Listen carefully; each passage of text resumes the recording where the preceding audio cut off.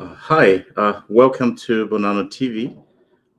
We back today, and we want to discuss a very important topic here on how to fix the Zambian economy. This is one-on-one with Dr. Kasonso. This weekend, we provide our views on the performance of the Kwacha, the efforts to mitigate against the impact of the Chinese debt restructuring standoff, and the public-private partnership on the highway to Lusaka from Ndola, the role of the entrepreneurial small business in economic development, the different characteristics of entrepreneurial personality, and we are going to conclude with some public policy recommendations. Like and subscribe and follow Bonanno TV on YouTube as well, and Facebook.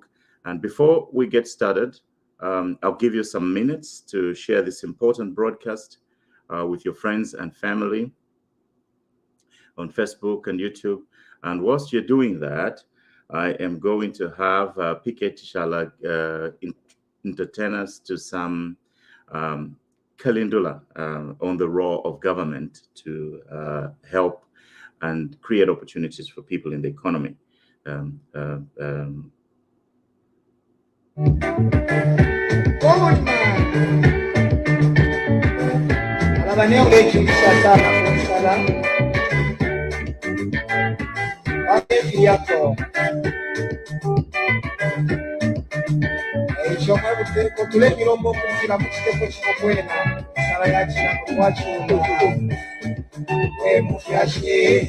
Watufyala niwetuledi unyoni ayo kumfaifu fena tuleishanya atuleikuta tumalibuleke papa tumukengo wabunga na unina ukutila manifilwejo nabambika mabomba tuliendasha chikatula bomba tufuile nokuya kwino imirele shuma iwanyama tontonga nokunomesha abengi tekarane sarakala chikaule nyawu yokubelenga amakulandele ashelo bambikute yesuno eyo bambi lanjia bakulambalala mulukoto abo bashinguluka umashitolo kwa chikalifyo baleshika bambi banwa amayewu balerila namabanzi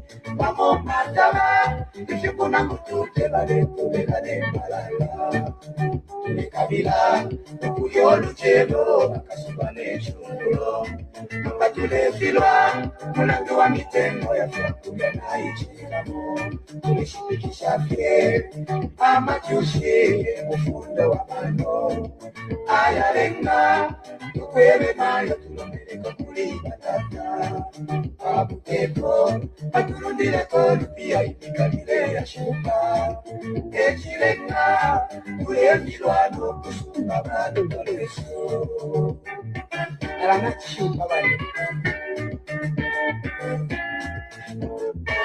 amwishiwe chaluka chaingiliwaje salivyo msebani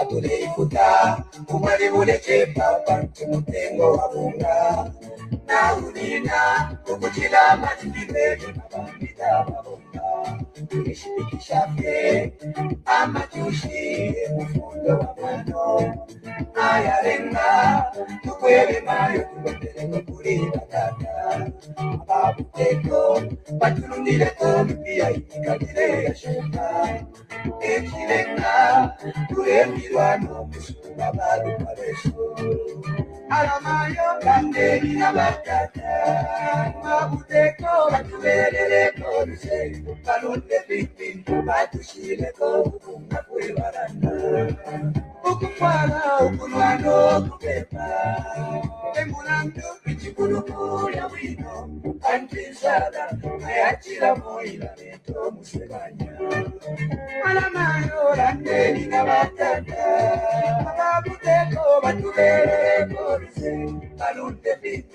Okay.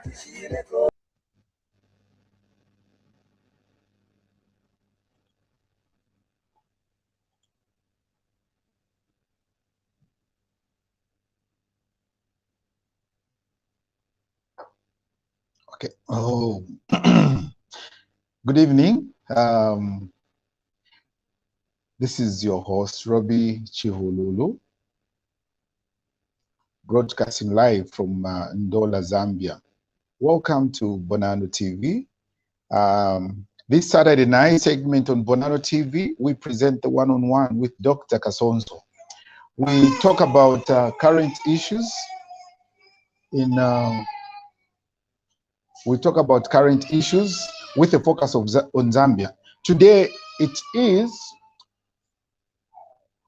the how to fix the Zambian economy part 2.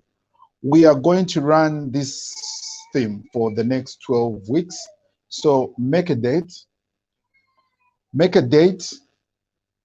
with us every Saturday night. Please share this discussion with your friends on Facebook and subscribe to Bonano TV if you have not. We are live on YouTube as well. Before I bring on Dr. Kasonso, let's give us some business stats on the exchange rate. You know, we're always discussing business. And thank you, viewers, for watching us. Here on Bonano TV, we monitor the performance of the Kwacha at the close of business week. Last night, the US dollar to the Kwacha was buying at 19.99 Kwacha and selling at 20.05 Kwacha. The British pound was buying at 23.99 Kwacha and selling at 24.05 Kwacha. The euro was buying at 21.23 Kwacha and selling at 21.28 Kwacha. The South African rand was buying at 1.10 Kwacha and selling at 1.10 Kwacha. Tonight, it is the how to fix the Zambian economy part 2. In this broadcast, we examine the performance of the Kwacha, the efforts to mitigate against the impact of Chinese debt restructuring standoff, the public-private partnership on the highway to Lusaka. That's the Ndola Lusaka dual carriageway. The role of the entrepreneurial small business in economic development, the different characteristics of the entrepreneurial personality, and conclude some public policy recommendations. Please share this discussion with your friends on Facebook and subscribe to Bonano TV if you have not. We are live on YouTube as well. Don't forget that. To help us address these salient points, let me bring Dr. Kasonso from the state of Iowa in the United States of America. Thank you, Iowa State. Dr. Jones Kasonso, welcome. Thank you, Robbie.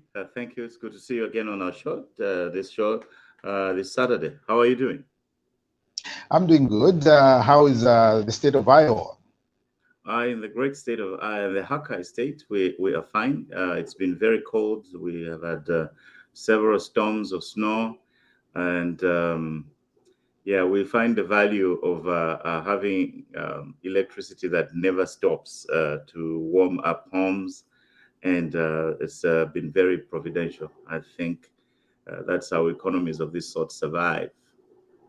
Wow, that's exciting. That's excellent to hear that you must be very healthy, even when you are undergoing, difficult weather conditions, Dr. Kasonso.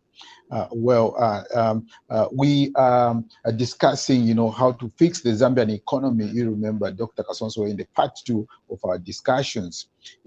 I welcome you once again. Thank you. Dr. Kasonso, we have so many things that are on our stake. As you could have heard me, in our prelude,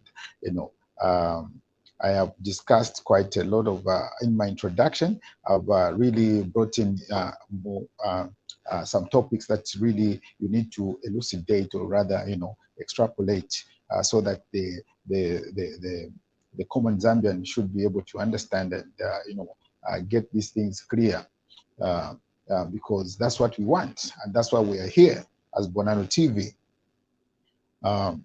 Dr. Kasonso, to start with, I wish to just give you a question that I wish you to respond to the general public and the viewership that we're having right now.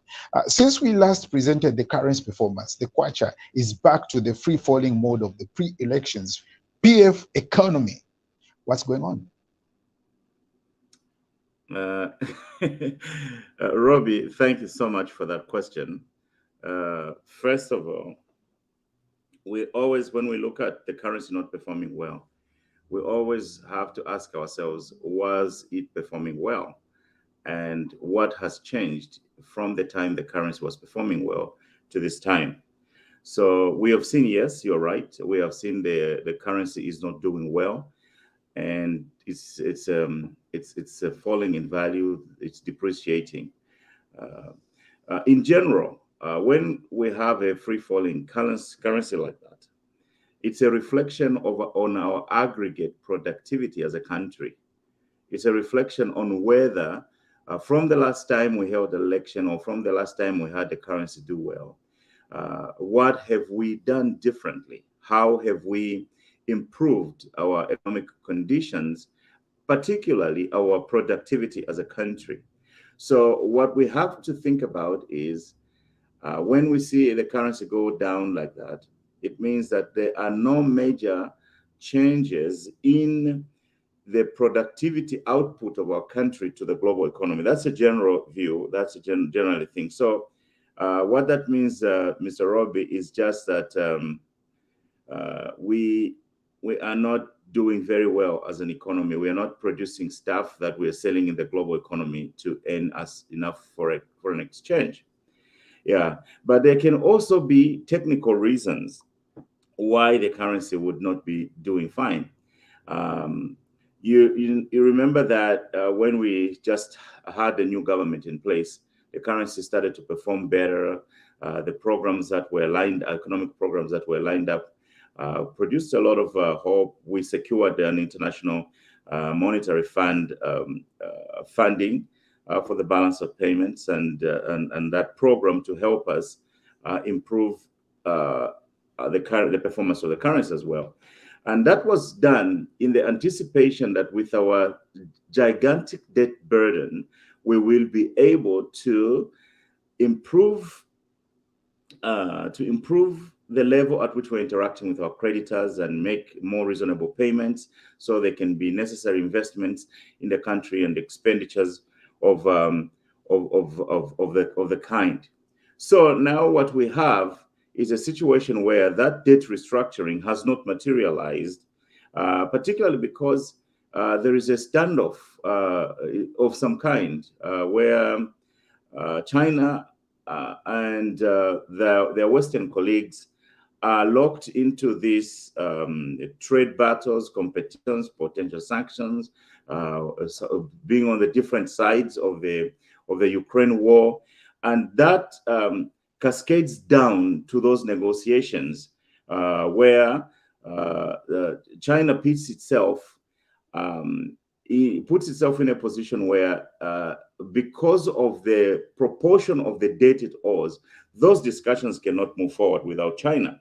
So now the expectations are on the negative side for the Zambian economy and the prospective new investments because of that. So without the agreements on the debt restructuring, Robbie, the currency will not be able to sustainably stand, and also because the IMF restructuring support fund for the balance of payments are also conditioned on that. And I don't think the country is receiving as much balance of payments support as they could receive if the debt is restructured. So, in other words, it's a Chinese standoff. Yeah, unless we can deal with the Chinese standoff on the date, and there's no movement on the date, it also affects the IMF funding for the balance of payments. So those are the technical reasons in this hour. But for the most part, I can say to you that generally it is a reflection of our aggregate productivity as a country. So we are not producing stuff that we are selling in the global economy to help our own selves. That's what I can say about that, Robbie. Thank you so much, Dr. Kasonso. How can the government mitigate against the impact of Chinese debt, restructuring debt standoff? That is a very important question, Robbie. You know, the story of China and Zambia is a story of an all-weather friend. And in this current moment with Zambia and China, that story has become more than the story of an all-weather friend. It has become the story of an all-weather friend who also wants to aspire to be the only friend.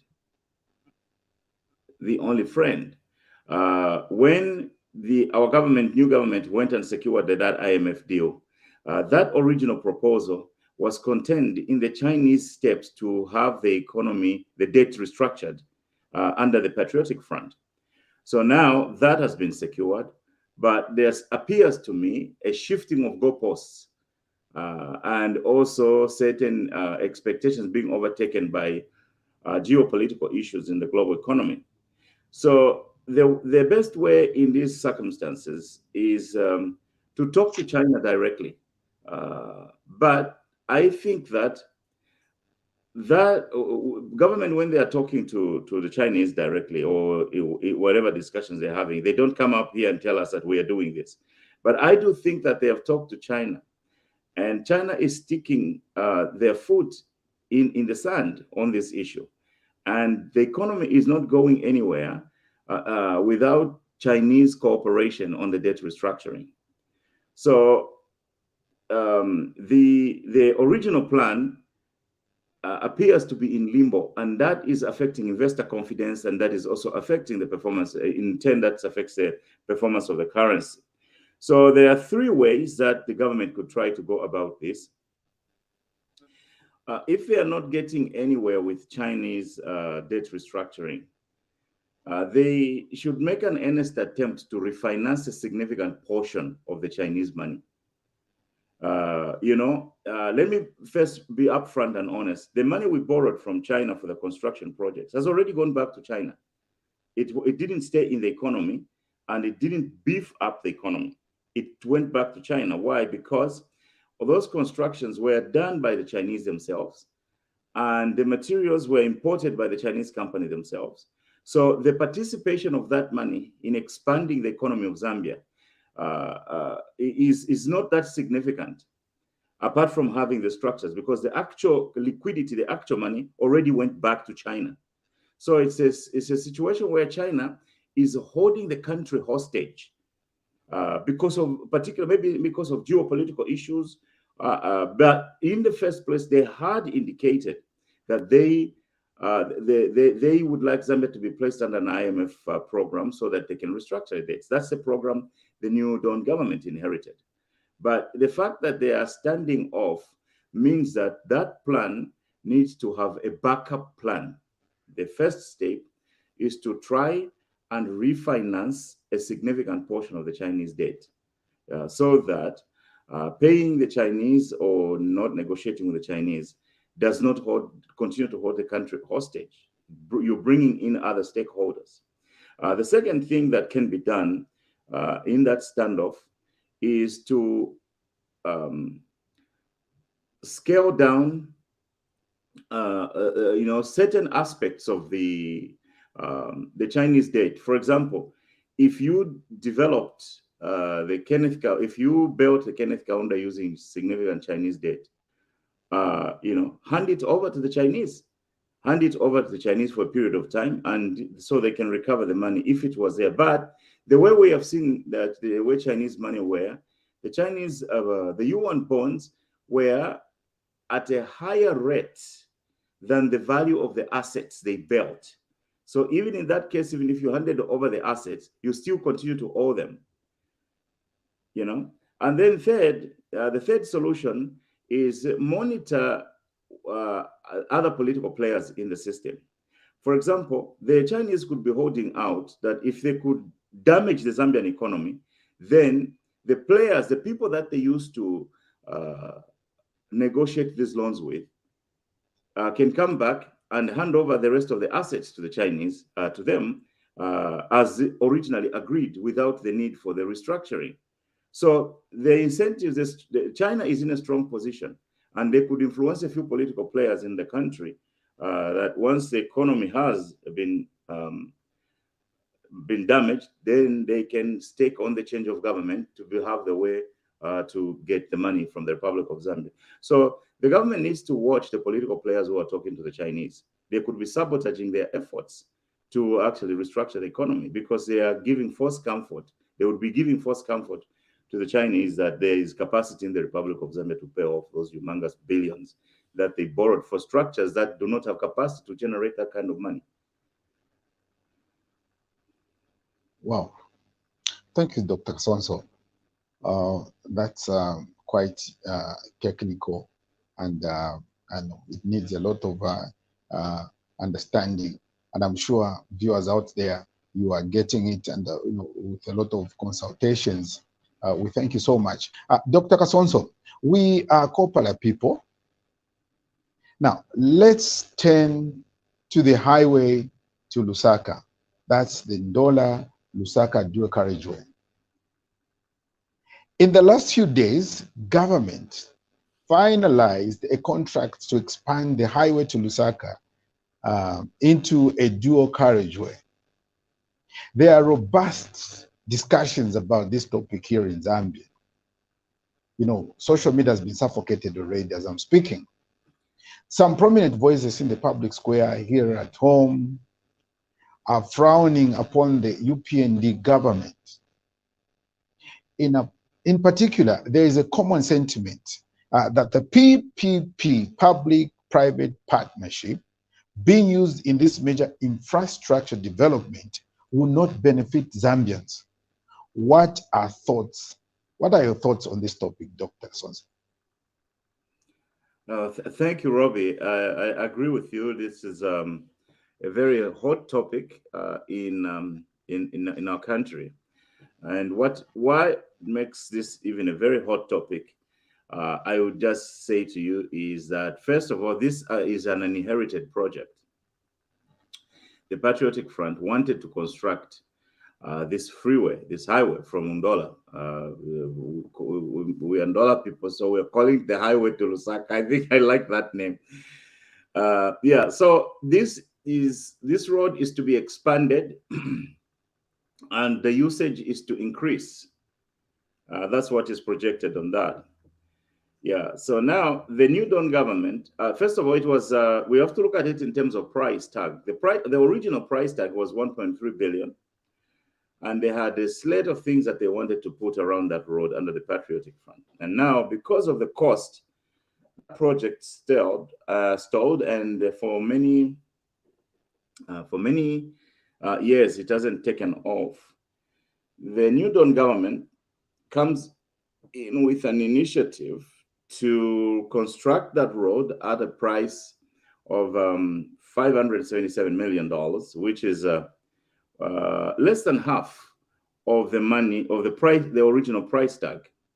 And why that is, just on the cost, just the cost around the cost itself, I think it is beneficial to build less expensively.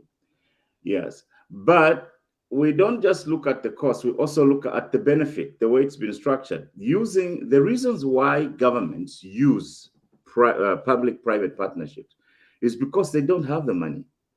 So they are trying to go and get some money out of the economy, from the economy or outside of the economy, that is going to fund those projects, the construction projects. And most of these PPPs are around roads in most developing countries. This is a method and a model that has been highly recommended and highly researched, and it has very positive results from around the world. If you look at the studies of the World Bank. Yeah, but the concerns that I've heard around this topic in Zambia are just not very constructive. For example, what is the gist of the private enterprises getting involved in a project? It is for them to get a return from that project. So this construction is designed to generate commerce that will pay back the investors. Now, the investors are the government and other private partners, the companies that are going to work on this. So that is how the public-private partnership works. The state invests some money, the private owners also invest some money, and then it is a commercially viable project. They can be able to generate returns. And the other aspect of the PPPs is that that asset now is going to be in the management of the private sector. So if it's in the management of the private sector, then it is their responsibility to maintain the road, and it's their responsibility is to create extra commerce around the road that will make them generate the remainder of the money. So when we are complaining that it will not benefit the people of Zambia, it's just a lack of understanding of the flow of the numbers into the project. One of the financials to this project is the pension fund. And if you create a commercially viable highway across major cities, it means that the pension fund will never be broke. It will always get a return for its investment in that project. Yeah, so people, when they want the pensions, the pension funds will always be there. And two, undertaking the project in this manner also reduces the amount that is expected to go out of the treasury to the project. You know that we are a heavily indebted country. This government inherited a giant debt stock. So they cannot increase the debt stock and survive the country. But at the same time, certain debts that they can accumulate that will be some form of capital to generate other funds can be useful. So the minimalist view requires that this government actually reduces the amount of debt is contracting. So if they could have constructed that road for $1.3 billion and they constructed for 577, then kudos to them. They've done an incredible job where they've reduced the price tag. Now, the concerns to say this company will be managing this road for 25 years. Yes, that's what it does. It's a highly commercialized vehicle or highly commercialized instrument or project undertaking. Therefore, both parties are going to have to benefit from that. If you expand that road, it means that even the usage of that road will increase. The usage of that road will increase. And it's from the usage, the user fees, the usage, that the investors in this project will be able to recoup some money. So there is nothing that is astronomically wrong that is going on here. It's just proper business sense being applied to a giant project to save the government money that they can put in the that they're required to put in the project, because they don't have the $1.3 billion to put in that road. So they have used an incredible initiative, and let's watch what happens, and let's give them support to undertake this giant project that we will see manifest in our country before our eyes, and then we'll see the returns that will come from there. Wow. Dr. Kasonso, thank you so much. Around this whole topic, just trying to get it from you, I think you've mentioned that the government is interested in having the partners that are in this project, which is the Ndola, Lusaka Carriageway, where the agreement is to construct, operate, and maintain the roads. Mhm. It is very important that people need to understand that the doctor here, and I think even the Minister of Infrastructure, Mr. Milupi, mentioned, to Honorable Milupi mentioned to say, we are involved in this thing, with a partner to construct, operate, and maintain. So meaning it's an ongoing project up to 22 years, somewhere there. So meaning we will not entertain potholes, we will not have, issues to say people must work on the roads and the like, or must pay again for any potholes that must develop, on the, along the project itself before it comes to maturity. Yeah. Dr. Kasonso, thank you so much for highlighting all that thing. I think it's in simplicity. If you want to win. Now, Dr. Kasonso, Yes. let's turn to the small business development.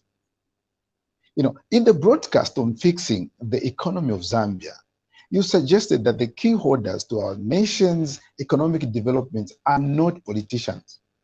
You made it clear. They are not politicians, but entrepreneurs. Why do you think this is this way? Oh, thank you, Robbie, for having us revisit that issue. In the nature of economic development is about improving the welfare of people. Yeah, yes, but the way we do it, I think partly it's the way the country was founded. We have some bit of crisis in terms of our view of money.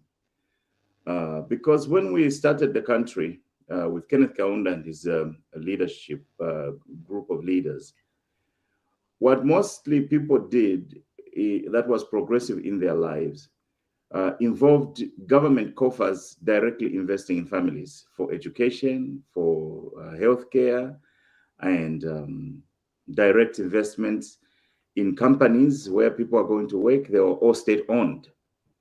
And because they were state-owned, we grew up in this world where our eyes, when it comes to improving the conditions of our living, are always looking to the government. And we think that if we put in a politician that we like, then he will get us some handouts from the coffers. Now, these days, the politicians are getting in power and finding no coffers to go and give handouts to the people. What are they going to do? We have to go to the gist of what economic development is. Economic development, the gist of economic development circles around the idea of creating products and services. So in creating products and services, we create the products. That is employment. We are employing capital, and we have secured markets so where we can sell those products, or where we can sell those services that we have.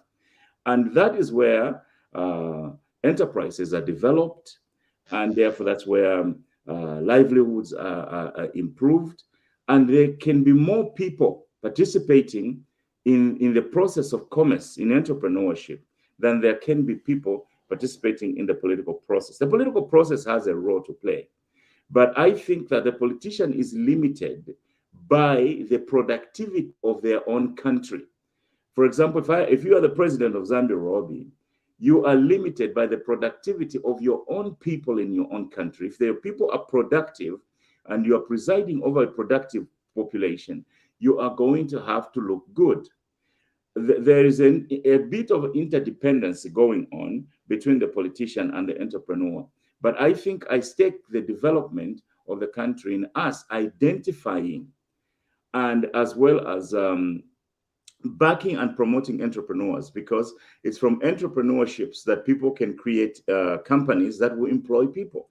And once people are employed and in gainful employment, the people are going to have their conditions improve.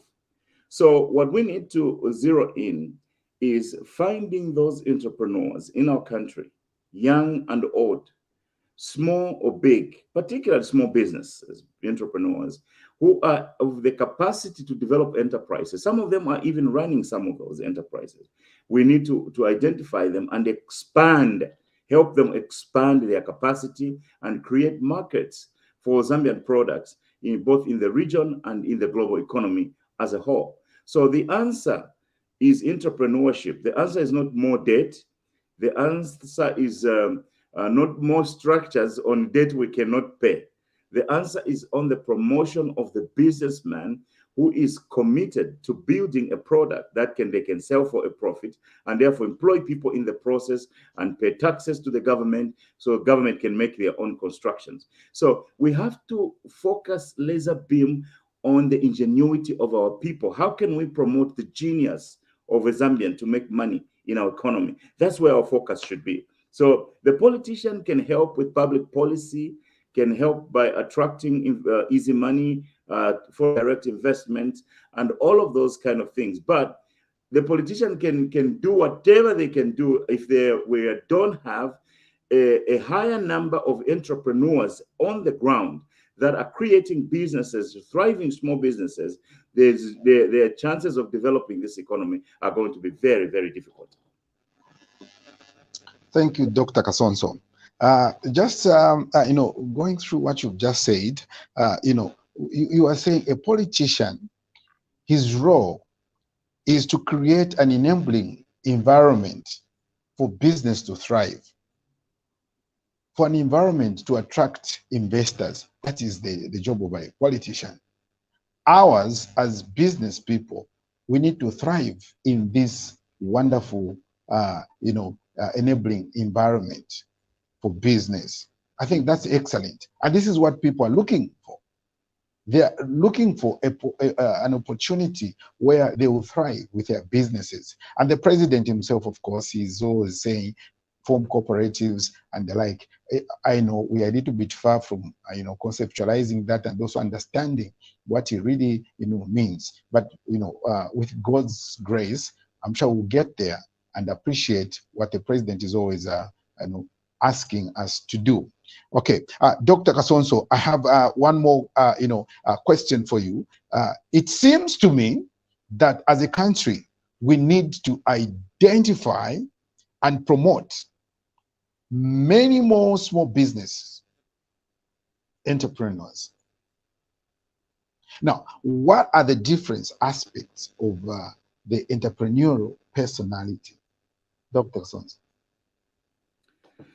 Well, that's a very decisive question, and I truly appreciate it. Our effort, both in the media and those who have a role to play in government by holding office, is to identify the entrepreneur, the small business entrepreneur that can help us create a robust economy through enterprise. So there are 5 behavioral aspects that most successful entrepreneurs display.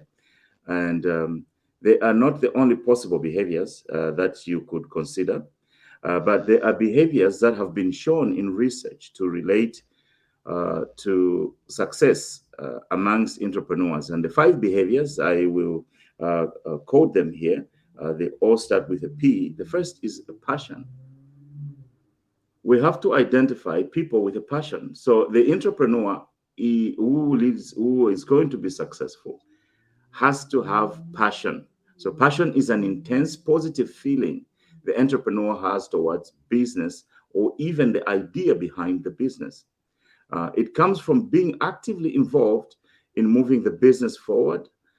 Passion has multiple benefits, such as increasing your commitment to the business, and then inspiring key stakeholders like potential investors, employees, or subcontractors. Passion is displayed in 3 ways. First, looking at the challenges of the business in a creative way, looking at the challenges of a business in a creative way. And 2, by being persistently focused on the business, being persistently focused in the business. And 3, by being absorbed by the tasks and concerns of the business. So what we are saying here is the first characteristics, first aspect of the entrepreneur that will help themselves in business that will create a thriving enterprise. The first characteristic of those guys, of the entrepreneurs, according to research, is that they are passionate. They have a passion for the business. And the second characteristic that they have, according to what we have in research, is the perseverance. Perseverance. That's this reason, Robbie. That's why I insist on those who are already running some form of productive business. Now, when I'm talking about entrepreneurship, most of what we like to do in Zambia is a merchant type of business, buying and selling things, there is a way in which that can help. But the downside of that type of business is that most of the things you're going to buy and sell, you're going to buy them out of the country. So you'll be taking money out of the country. So that's why my thinking is, let's focus on the entrepreneurial small business who are creating something with the resources in Zambia. And then that is what we take somewhere forward. And most of these are in the agriculture sector, but there can be other avenues, including small mines and that are just coming up. So the second characteristic, Robbie, is perseverance. Perseverance is best thought of as a type of learned optimism. The ability to stick with some activity even when it takes long, and when the successful outcome is not immediately known. The kind of enterprise or entrepreneur must be persistent, must have perseverance. Now, what we're saying is that this type of people are not getting in for the flash of a quick profit and a get-rich-quickly scheme. It's people who exercise and demonstrate perseverance, the ability to stick with the activity. Now, the third characteristic or aspect of this type of people who can help us build the economy and who we should identify amongst ourselves and even promote, they have this promotion prevention focus. Now, most of us have some mix of those internal focuses, also called the regulatory focus in research. So a promotion focus, Robbie, is the intent on maximizing gains, which gives us a bias towards pursuing opportunities likely to lead to those gains. So here, promotion focus is a risk-taking affinity. And then there is another aspect to that, which is a prevention focus. This is the intent on minimizing losses with a bias towards inaction or protective action.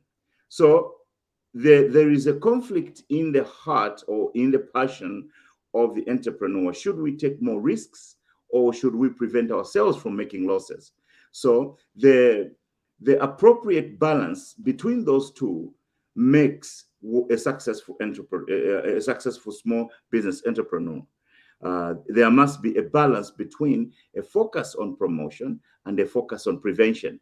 The entrepreneur must prevent losses, at the same time must promote the business, must promote the concept to be able to receive the gains. And the number fourth aspect to these types of people we need to identify in our economy and promote and invest in their activities is they are planners. They are planners. We like to use a phrase in Zambia, Chimbwino plan. The entrepreneur, the small business successful entrepreneur, cannot be without a plan. They have to have a plan. Now, when you look at planning for business startups, there are 5 ways in which you can plan. The first way is the comprehensive planner style, comprehensive planning. Take a long-term view, develop long-range plans for all aspects of the business, and comfortable with planning and act based on the plans. So the comprehensive planner looks at the long-term view. And then there is a critical point planner. The critical point planner can plan around the most important aspects of the business and act on it, and then consider its additional plans when they are needed only. It is not a long-term planning approach, but it's just to plan for those critical aspects, and the non-critical aspects are covered on a ad hoc basis. And then there is another planner here, Robbie, is the opportunistic planner. Opportunistic planner generally start with a goal and look for opportunities to achieve it. And once they find a good opportunity, even if it isn't one related to their original goal, they act on it. So it is very short-term in orientation. So the opportunistic planner is actually looking for opportunities to pounce. They see that opportunity, they plan to take that opportunity into their business plan and invest in that for a quick return.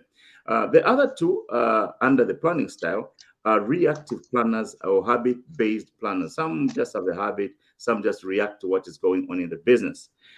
Research has shown that those who successfully start businesses and small entrepreneurial businesses that go on to be successful show the characteristics of the first three: the comprehensive planner, the critical point planner, and the opportunistic planner. But all planners generally have some success in the business, but the lesser success comes from the reactive planners or habit-based planners, and people can be one of those. And finally, the 5 aspects of the small business entrepreneur that can thrive, that we need to identify, that we need to promote. The 5th characteristic that they have is professionalization. One hallmark of successful entrepreneurs is that they usually do at least one thing much better than the average person. The average is called a standard business practice, and every industry has them. Doing that level or better is what professionalization is all about. Professionalization is to do something better than the industry standard, something that they can be good at, something that they can be known for. And again, there are several levels again in the process of professionalization. Maybe we can talk about this next time. But I'll summarize these few points for you, Robbie. The aspects of the entrepreneur we are looking to have who can help expand economic development in the country has to have passion, is one that has perseverance, has a promotion prevention focus, has some particularly notable planning style, and also has the professionalization to their work. They are good at some aspect that is above the industry standard or the common person who is trying to get into that. Thank you, Dr. Kasonso. Yeah, you've really, extrapolated, issues that we need to know in our country. I know Zambia, because Avena said they just need this information, because, they say people without information, they perish. That's what the Bible says. And then at the same time, we are saying that if you don't have a plan, you are a chimbui. Start with a plan as a chimbui. Thank you for reminding us about the Chimbuno plan. I like that one, Dr. Kasonso. That's good.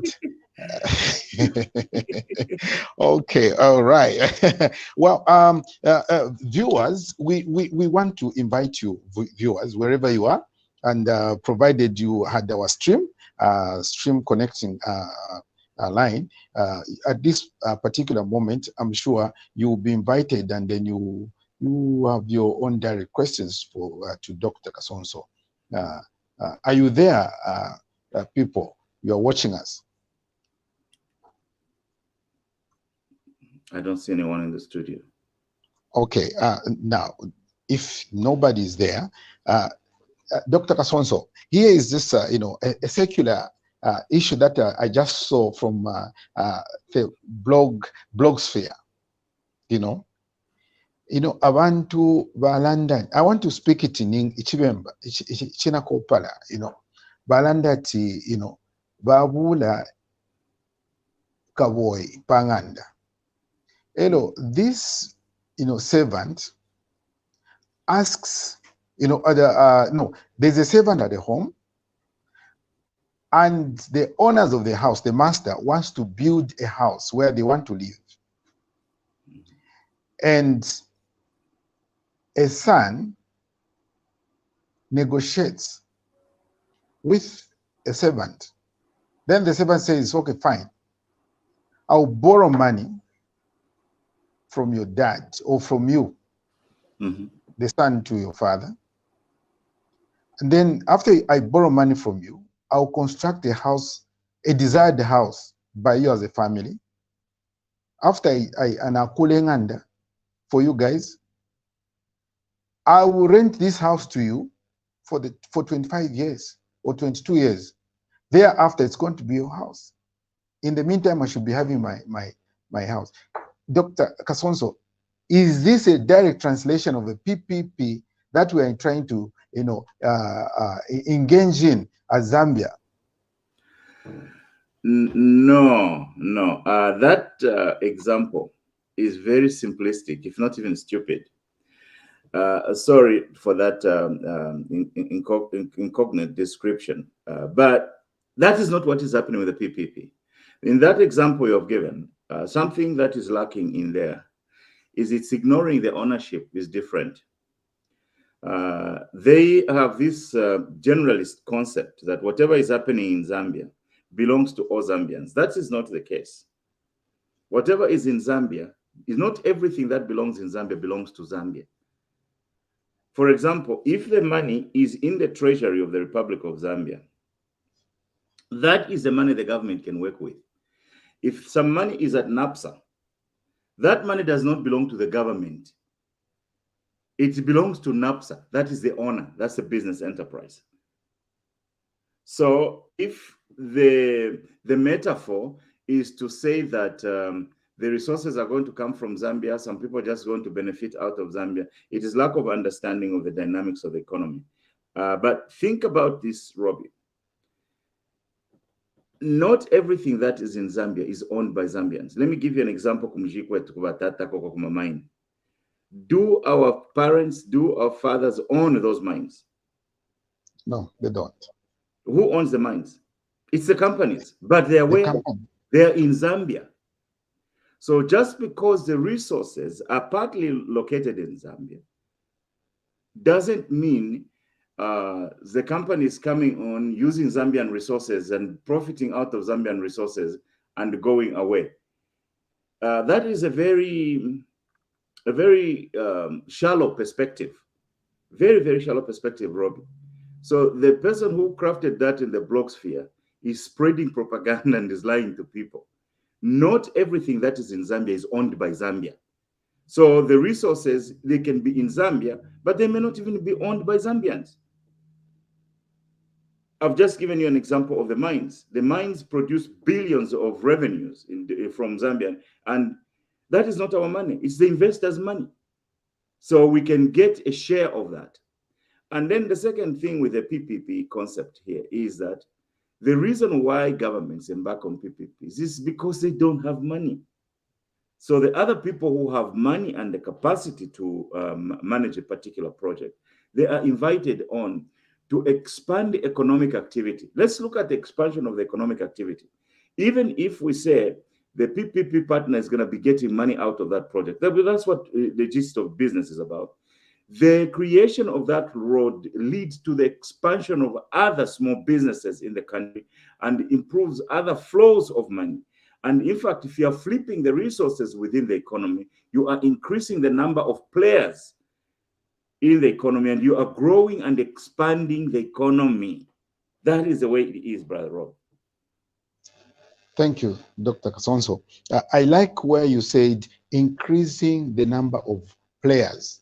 Yes. Because ideally, that's what I'm looking at also. Yeah. That's what I'm also looking at PPP, where, the investor comes in and, everyone becomes a player. Most of the people becomes players, trying to, construct drainages, and also work even for the engaged contractor on the road. Now, Dr. Kasonso, here's a quick question also.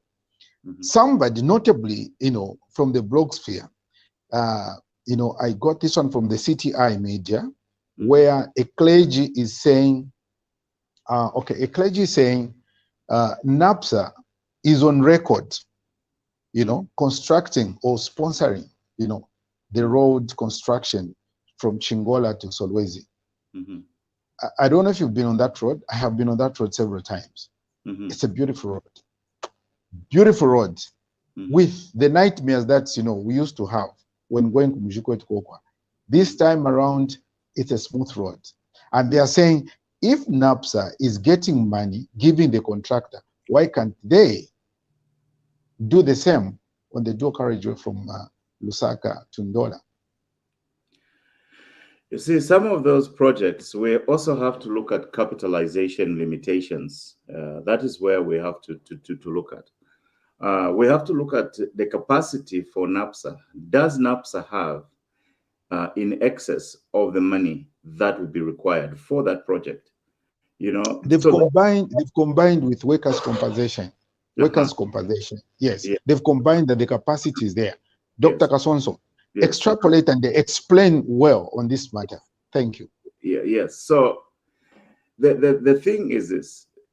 NAPSA and workers' compensation investing in that project just means that money will be running around and coming back to Zambians. So adding a third party as component may have something to do with securing also funding from sources abroad. So you are partnering with that is the partnership that is there.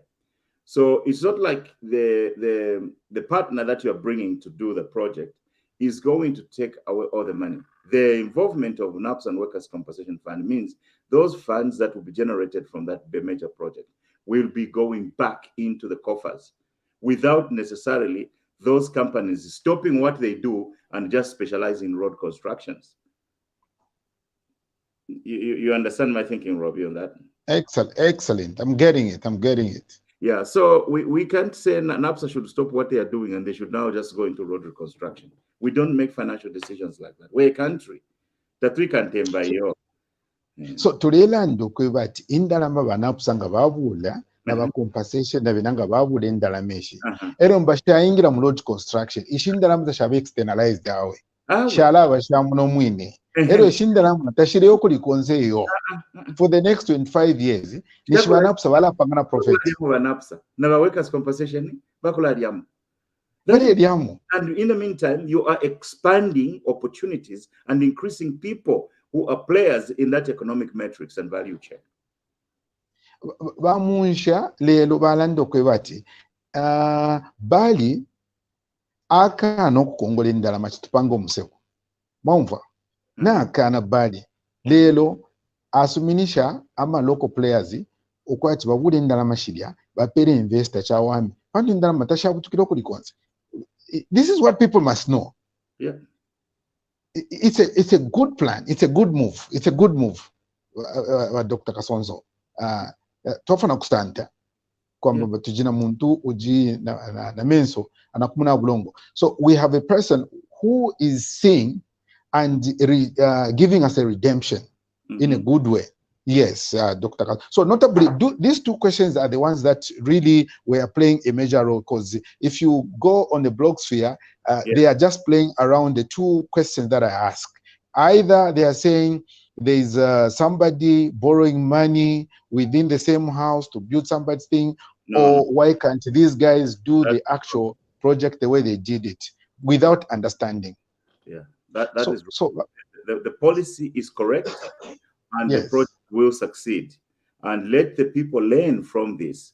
Let those ones talk, because we're a democracy. But on this one, the government is right on the money. Wow. PPP is under project finance. Yeah. And it supports huge projects that the government, would really want to undertake, especially infrastructure, what hydropower and roads like these ones we're talking about, and the like. Number for Zambia, this is coming like a new thing. It is like it is coupled with a new dawn. So I appreciate with your insights and contributions to making sure that we understand what is going on, Dr. Kasonso. Well, it's been a very interesting discussion. We expected some questions from contribution from the FB and YouTube blog spheres. So really, in summary, I would say,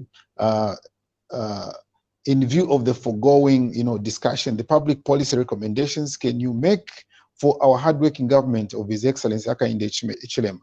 Dr. Kasonso.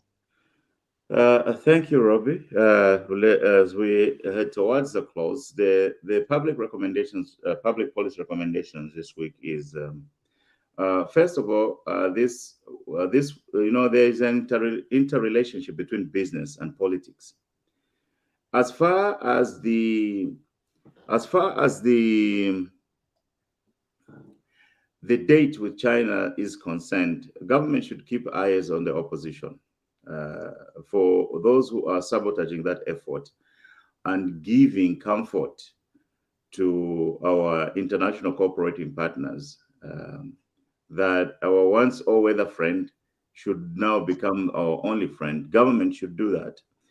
And I think that if particularly the Patriotic Front that borrowed that money is giving false comfort that there is money in the economy that can be paid, government should be monitoring the steps of the Patriotic Front. And if possible, if they try to undermine the government's effort, then we must be courageous enough to close the Patriotic Front for the good of the country in national interest. Where they are undermining public policy in a national interest, we should close that enterprise. Two, in relation to the PPP, the people are going to learn. Zambians learn very well when new things come. And when the project is robust and people are working, there are subcontractors there providing things. The government can do more to explain to the people and educate the masses. Public education should not stop. The government should continue educating people on that. And then regarding the small business development, is the only hope for us to fix the economy in the long term. Government should adopt a research-based approach of seeking to identify the correct people and creating opportunities to promote those enterprises and create markets for them in the economy. I think those, so the first thing is do a lot more positive explanation and give some people the information they need on the PPP, on the dual carriageway. That's an expansion. It's an addition to the economy, and it's Zambian money rolling within the economy and satisfying more players. And we know that that highway is used by a lot of truckers from Zimbabwe, South Africa, and into the Congo DR, and it allows for a lot of income to come in, and the project is a viable project, and expanding it means that the usage is going to also be high. And with that, the government should continue and make the people of Zambia see the benefit of that in the long term. And they should also ignore a lot of this talk where people are calculating numbers without considering the net present values, without taking into account the weighted average cost of capital, and just those simplistic calculations. The multiplicity of economic activities around this project can actually help and improve the economy. The reason why we bring in people from other countries to participate on our projects in our countries, they are bringing competences and other resources that we do not have. That is in a fashion that is additive. And look at how excellent this idea is, because the previous administration would just go straight into borrowing blindly. They even close their eyes and sign another bond. And in the meantime, the Bank of Zambia has no capacity to pay. So that's a brilliant move. So 3 takeaways for public policy. Monitor the steps of the Patriotic Front. If it's undermining government in the negotiations with the Chinese, we should close the Patriotic Front. 2, we have to look at a research-based approach to find people who can help us succeed in the economy by creating enterprises that can generate a profit, and government should expand markets for local products and also increase products for local products within the country. So the things that we don't need to import, let us not be having them in Zambia. Let the local small entrepreneur be producing that. Yeah. So, and then on the PPP, WYSIWYG, what you see is what you get. So let the people see it and maybe they will believe it. But government should continue to explain to the people. Thank you, Robbie. Thank you so much, Dr. Kasonso, with your emphasis on NPV and the weighted average. This is what people are not explaining. They don't understand what the net present value is. And, regarding our future, value for money, they also don't know about that. They're just looking at the money today, same value for the money tomorrow, which is not the case. Thank you so much. Well, viewers, we want to thank you for joining us on this segment of our program with Dr. Kasonso, Robbie's one-on-one with Dr. Kasonso. We thank you so much for joining us, and we encourage you to join us next week at the same time, of course, about an hour less, which will be about 20 hours. So thank you and God bless. God bless you. Bye. Bye.